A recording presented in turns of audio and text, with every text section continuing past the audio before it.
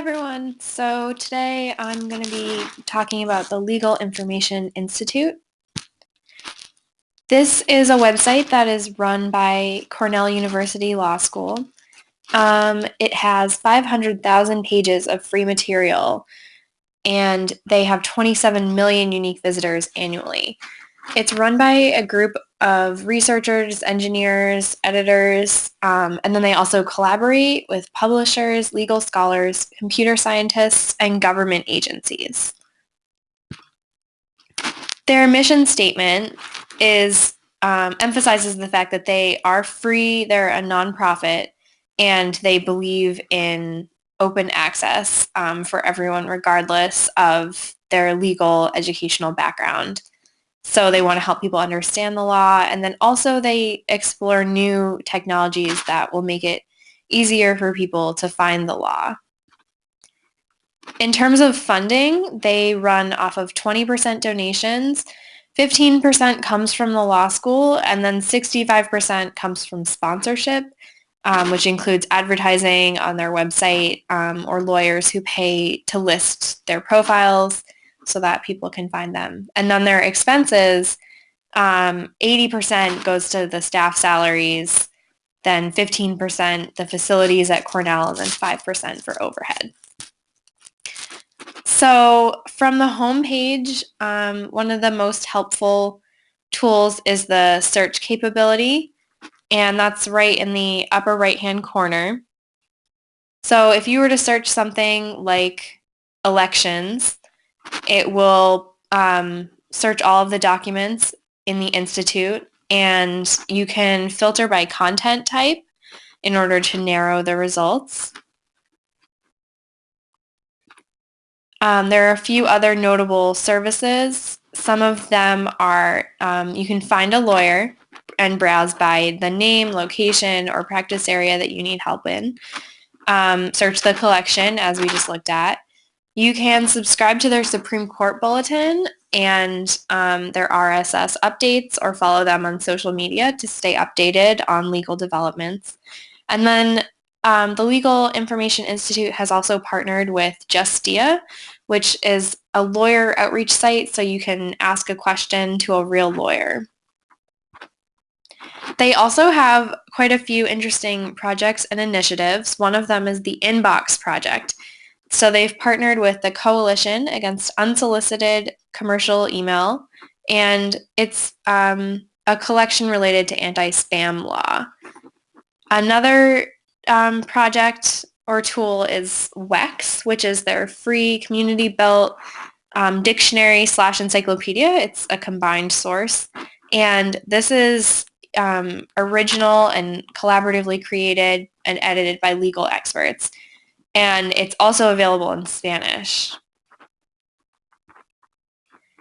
The LII also conducts a lot of research. They have global researchers who work on the topic of spreading the free law movement around the world. And these are some of the countries they've had visitors from: Spain, Finland, Serbia, Africa, Japan, and China. One of the best features of the LII that I found was this blog for new voices in legal information research, or Vox Populi. So this source actually looks at the study of legal research and new developments and technology in the field. So this would be a great resource for law librarians or anyone working as a researcher, even in a public library, if you deal with a lot of legal questions. So this was one of the more disappointing features of the Legal Information Institute that I found. They have a free app that you can download, and included in your library when you first download is the U.S. Constitution. So you can see an example of a text of a document that you might open. I looked at the 19th Amendment. And then you also have the option to click Add to Library, and you can browse their store.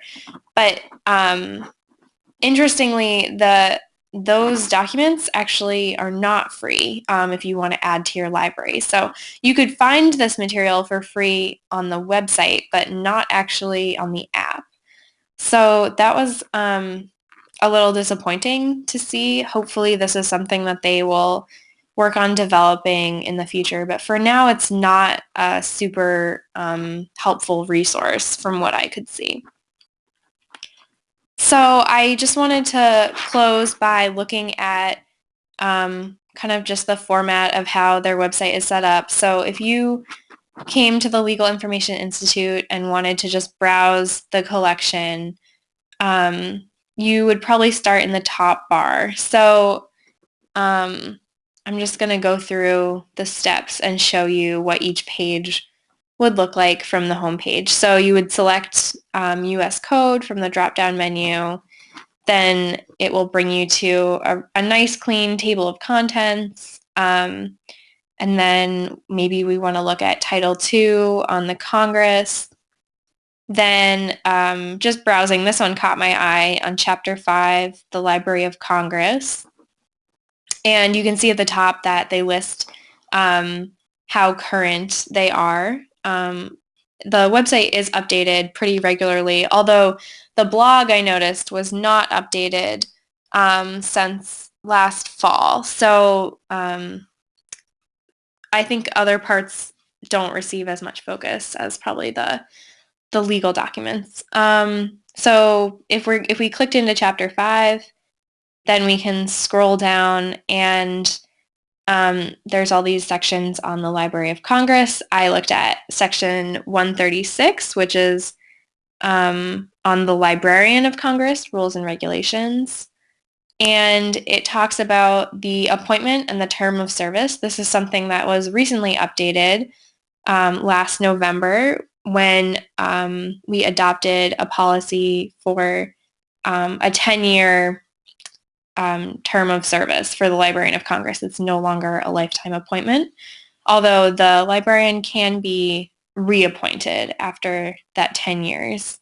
They just need to go through the process again.